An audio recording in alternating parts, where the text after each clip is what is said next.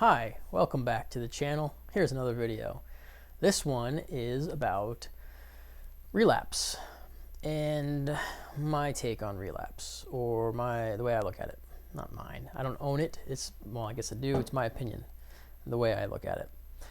I think oftentimes people look at relapse and think about it as failure, and I suppose in a way it is, but a lot of this is in how we define things, and it can be defined in multiple ways. So rather than define it as a failure, let's define it as a day off.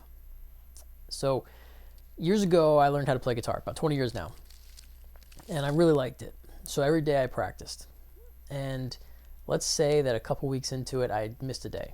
I didn't practice at all that day. The next day, do I have to start back over at zero where I know nothing about guitar? Do I start back where I was that first day?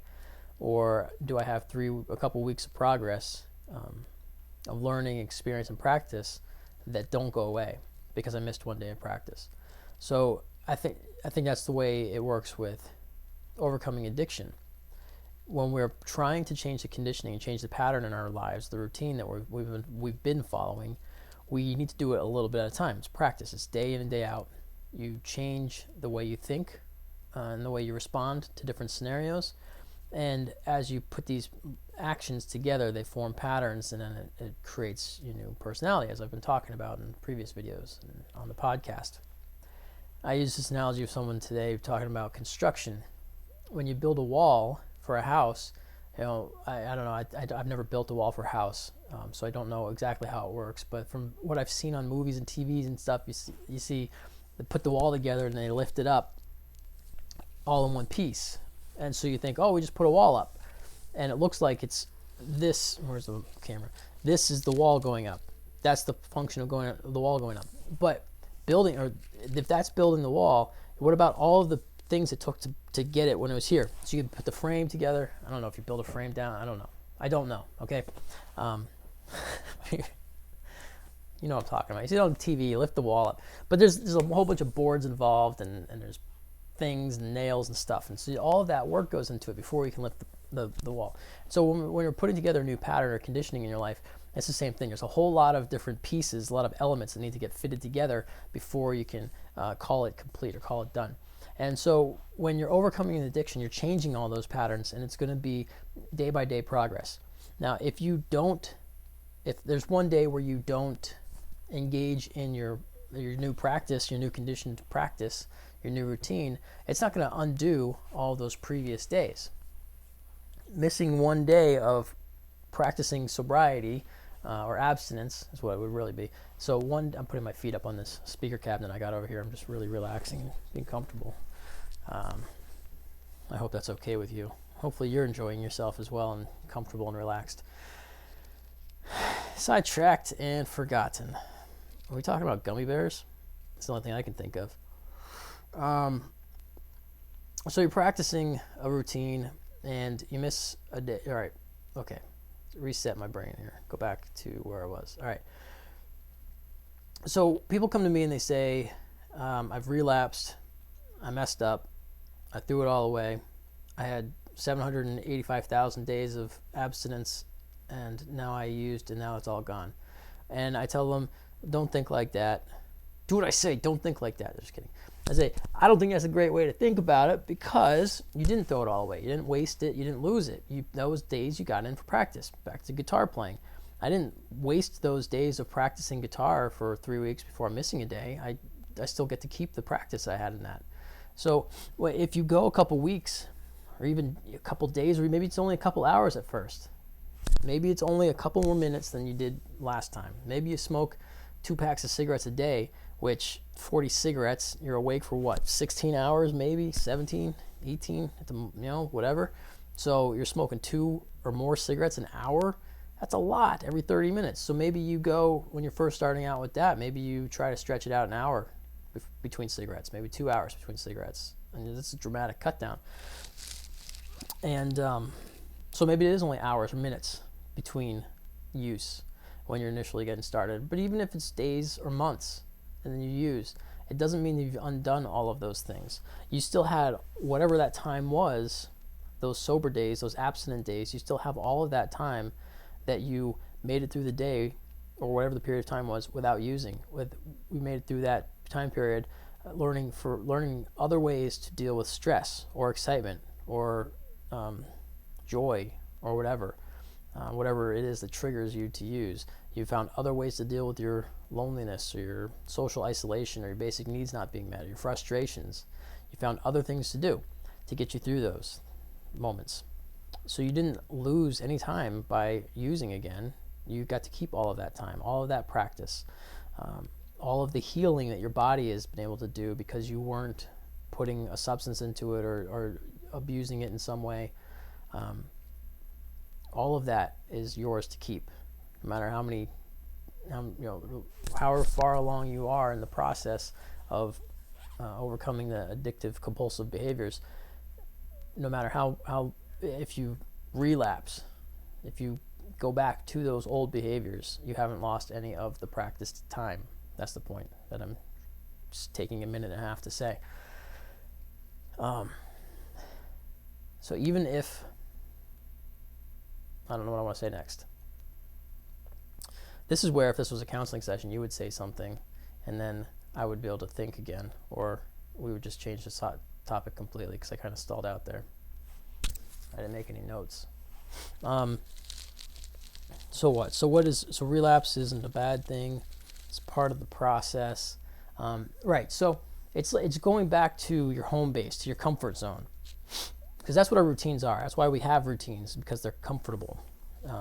And if they become so comfortable that we don't have to think anymore, then it becomes, maybe that's when the compulsivity enters in, or maybe that's not the right way to look at it. But at any rate, let's say that the pattern of behavior that we call the addiction is a more comfortable place to be because it's familiar and it's what you're used to. It's routine. You don't have to spend as much time and energy in thinking about it and doing it. It just kind of comes automatically.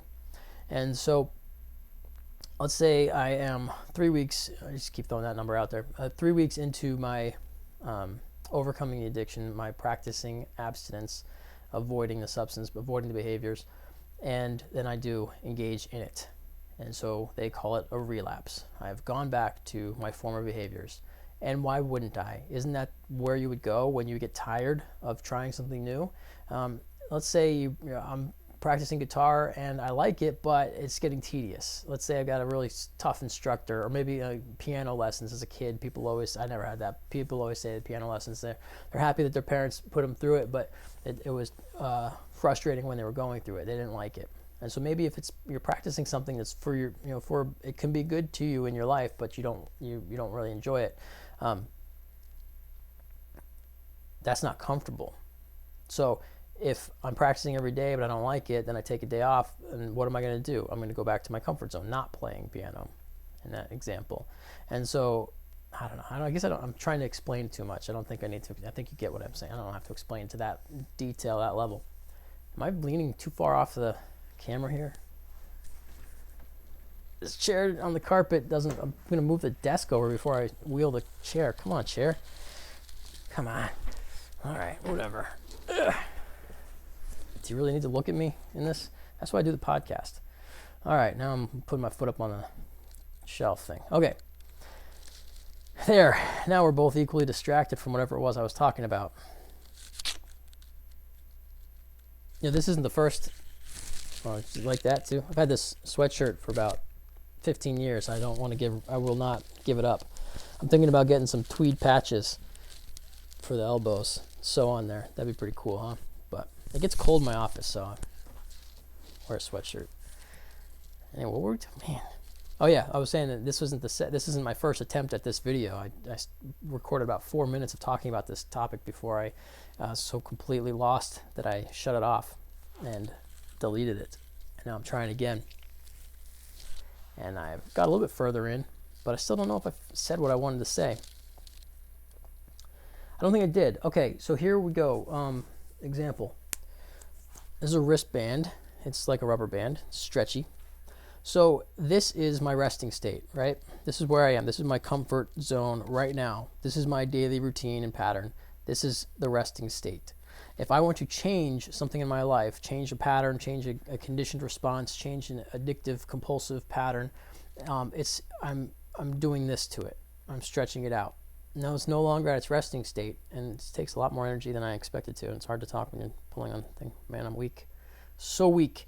Right. So you stretch the thing out, and you're stretching yourself as you're growing away from where you started, and occasionally it gets too difficult to keep doing this, and so we go back to the way we were, the starting point. There's the camera. Remember, the camera's over there. I want to talk to myself, because then it feels like I'm talking to a person. I talk to that little circle dot there. That's the camera. Okay, so this is the resting state. This is my addiction. Not necessarily, but in this case, I guess we can say that. But this is the compulsive pattern of behavior. So I'm stretching myself away from it, but it pulls me back, because my body wants to go back to the path of least resistance, the resting state. So I stretch, and then it comes back to it.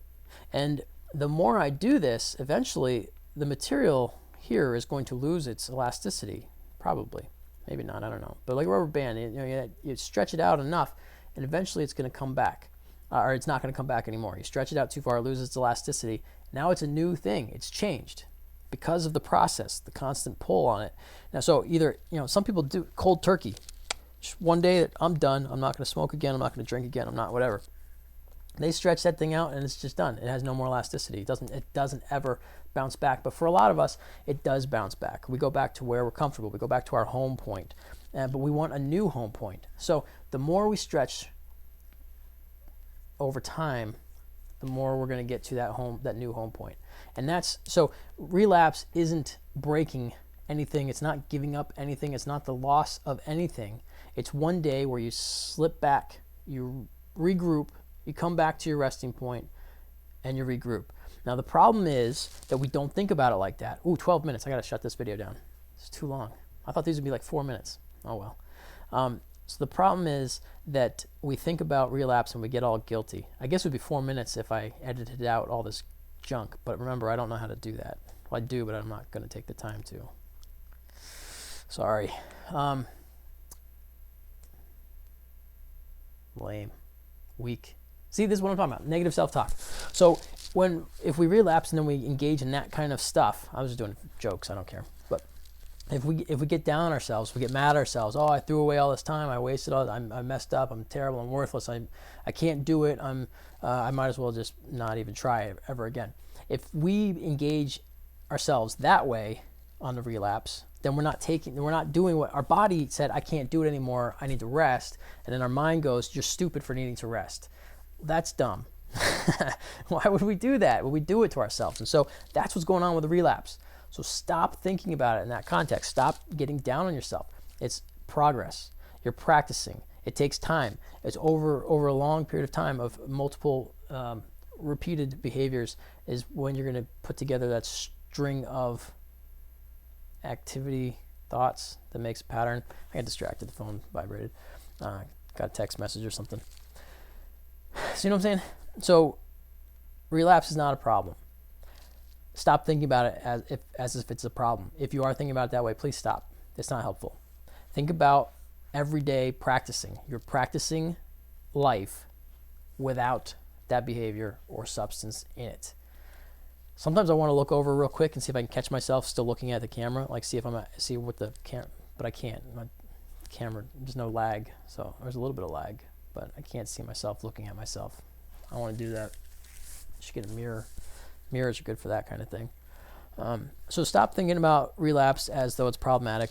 It's a step along the way. You get pulled back to your resting state because you probably need a rest. You've been practicing, you've been working towards a new pattern, a new way of living, and then you need to go back. I'm not saying plan for relapse, or, well, we can talk about that some other time, but I'm not saying that be excited and celebrate it, but accept it for what it is and don't get mad about it, because it's a necessary piece of the process, I think, for some people in some cases. And it's not something to be upset about. You know, if you get a cold, well, see, now the whole world's different. I can't even say this anymore. I was going to say, if you get a cold, do you get mad at yourself for having to miss a day of work? But nowadays, if you get a cold and you probably do get mad at yourself because they're going to come and take you away if you don't comply. Who knows? But things change apparently in our world. Oh boy, so many thoughts, and I don't know, this isn't where I want to say them.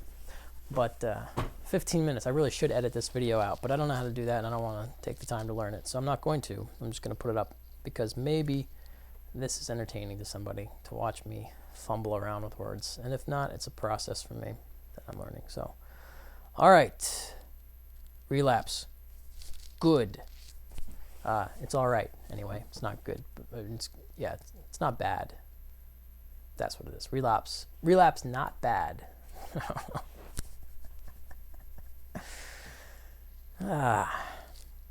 Yep. Well, you clicked watch, so I don't know what to tell you. I didn't tell you to come here. Maybe I invited you, but you chose to be here. All right, let's upload this thing next time.